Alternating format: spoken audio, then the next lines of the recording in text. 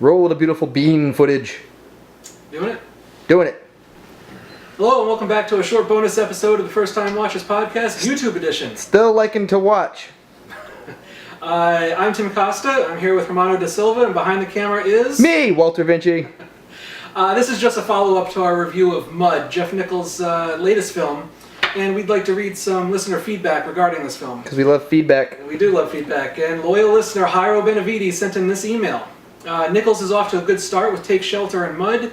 In Shelter, Nichols capitalizes on Shannon's weirdo persona, where he portrays the guy that makes you slightly uncomfortable with to be around while you wait for him to blow up, and when he blows up, it's spectacular. In Mud, Nichols does the same thing with McConaughey. Nichols uses McConaughey's Southern Country kook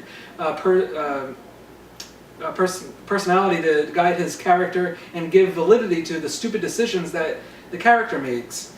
Mud looks beautiful and is engrossing if you make it past the first 20 minutes. They're pretty slow. But too much credit is being given McConaughey. The credit should go to Nichols, as he's putting the right actors in the right roles, and the results is without debate. His only nitpick is that about Mud is that Juniper gets no resolution in the end. She is a major character, and she just disappears from the script. Mud is good, very good, but not great, and I'm pretty sure Nichols will get to great soon.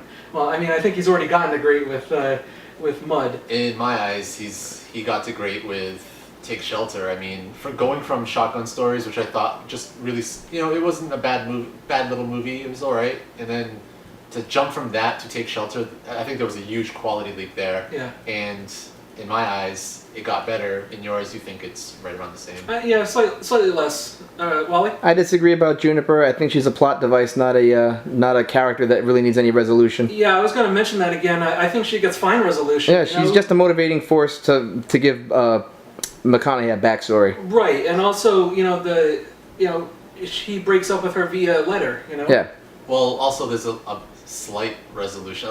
Maybe what he meant to say is he thought the resolution for her could have been better, because I mean they do see each other and he just kind of waves at her, and then oh yeah, that's right. That's the final time. Yeah, he says one final goodbye. It seems pretty obvious that she came to terms with it, Yeah, like they both just go in the separate ways. Yeah, and then we had another listener, Barry Riddell. He also chimed in.